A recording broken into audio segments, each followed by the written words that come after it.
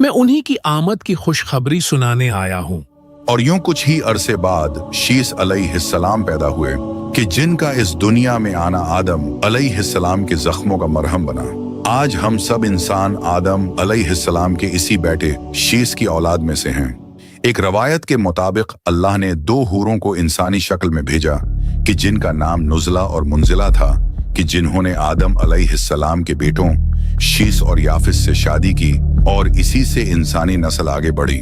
जबकि इब्ने जरीर तबरी रहमतुल्लाह अलैह के मुताबिक हजरत आदम की कुल 40 औलादें थीं कि जो 20 जोड़ों की शक्ल में पैदा हुई थीं।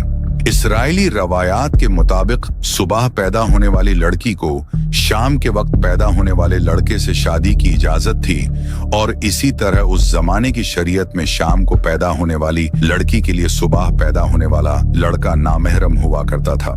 इन रवायतों के मुताबिक काबिल और हाबिल के दरमियान पैदा होने वाला इख्तिलाफ भी इसी बात पर हुआ था कि काबिल हाबिल की होने वाली बीवी से अक्द करना चाहता था। बहरहाल वक्त गुजरता रहा। एक तरफ काबिल और उसकी औलाद कुफर और गफलत की जिंदगी गुजार रही थी और दूसरी तरफ शीस अलैहिस्सलाम की औलाद जो अपने वालिद के बताए हुए रास्ते पर चलते रहे।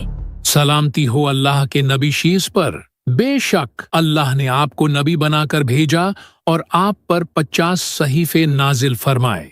है बनी आदम, सच्चा मोमिन वो है जो अल्लाह को पहचानता हो, नेक और बद जानता हो, वालिदैन के हुकूक अदा करता हो और उनकी खिदमत करता हो, सिलाह रहमी करता हो, गुस्से पर काबू रखता हो, मुहताजों और मिस्किनों के साथ हुस्न सलूक से पेश आता हो, गुनाहों से परहेज करता हो, मुसीबत के वक्त सब्र करता हो और अल्लाह की नियामतों पर उसका शुक्र अदा करता हो।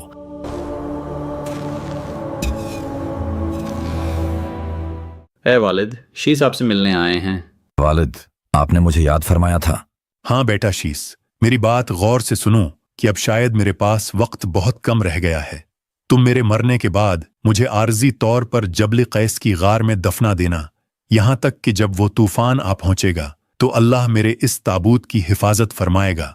अब इस दीन इस्लाम की तबलीग की जिम्मेदारी तुम्हारे कंधों पर है।